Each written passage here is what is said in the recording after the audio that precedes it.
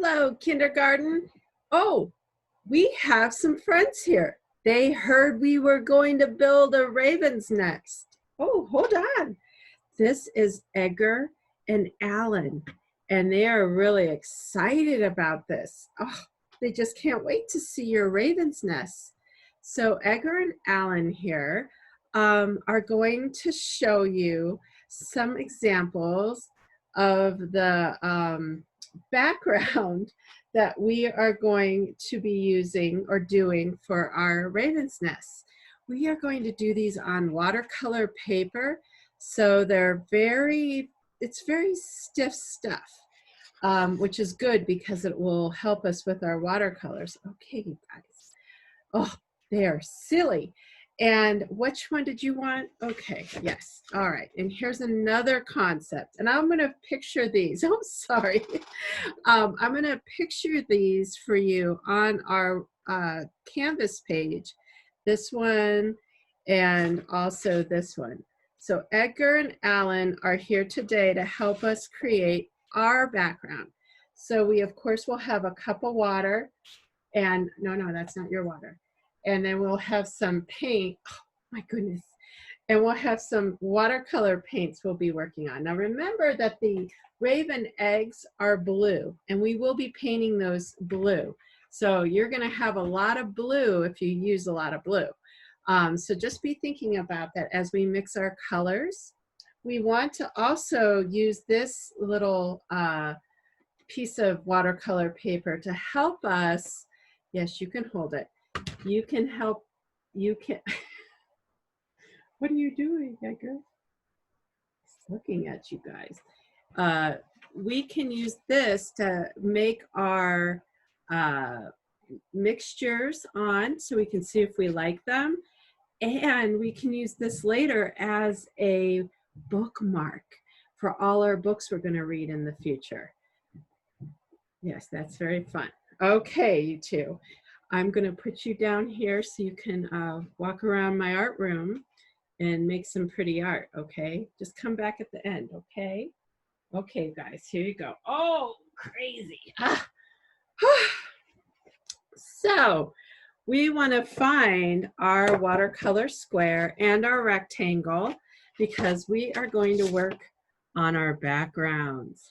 So let's share our screen together.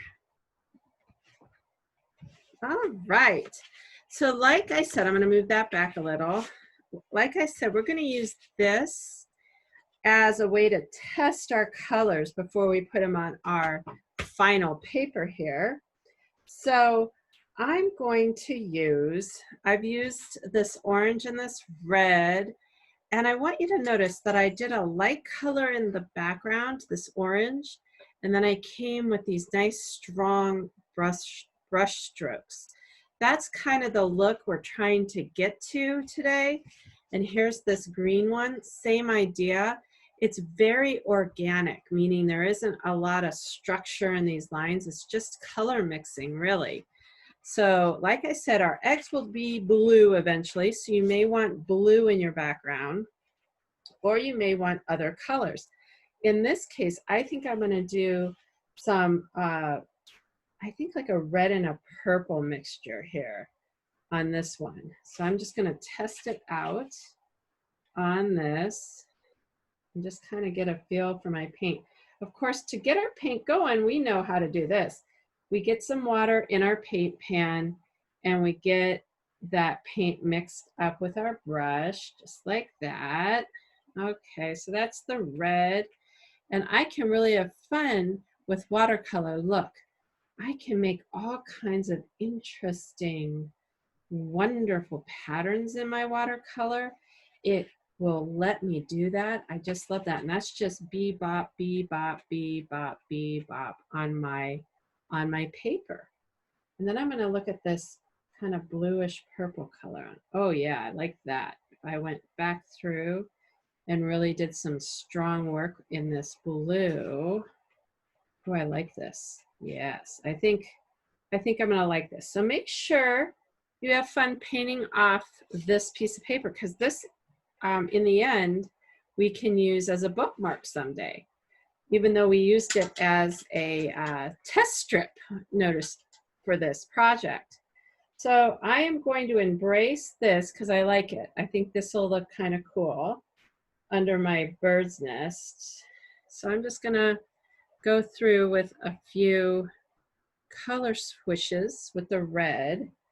Yeah, I want it to be a little more powerful. And I think I'm gonna add some orange just because that might look really cool too. Oh yeah. So I'm just kind of experimenting, enjoying. Now our nest will be brown. So I wouldn't use a ton of brown. And black, I think, would turn this whole project kind of a little too dark. So those are just my simple suggestions, is to refrain from the brown and black today, just because I think that that would take over. Okay, so I'm just kind of enjoying this process. And you're just mixing in. I'd like you to work on getting all the white areas covered up. So have fun doing that. So you want your brush to eat up all of the white paper so that this has a lot of strong color. I think that'll make it look super cool when your eggs get put on there. Oh yes, I really like how this is turning out. So this is a mix of orange and reds, and I'm just streaking it on, giving it some strong brush strokes here. And then I'm going to go back over it to get some more texture, it's called. As I dabber that on, I'm going to rinse out my brush, and I'm going to go to this purple blue color. And I'm going to just enjoy kind of, whoop, almost knocked my water over. That happens, trust me, done it plenty of times. I'm just kind of giving this some movement, some texture. There we go, not bad. I kind of dig it. Cool. Oh yeah. So I'm going to kind of say that I'm good here. I'm going to come back over here and have some fun, kind of mixing up some colors. And I would suggest on your bookmark, go ahead and paint both sides of it so that when we do flatten these out and you can use them in your books, you'll have both sides really pretty. So I'm going to raise this up to you. Please leave your watercolor flat, but I just wanted you to see some of my paint work. Actually, I think it'll look better if I turn the camera around and hold it, but you keep yours flat. Oh, yeah, I really like how that turned out.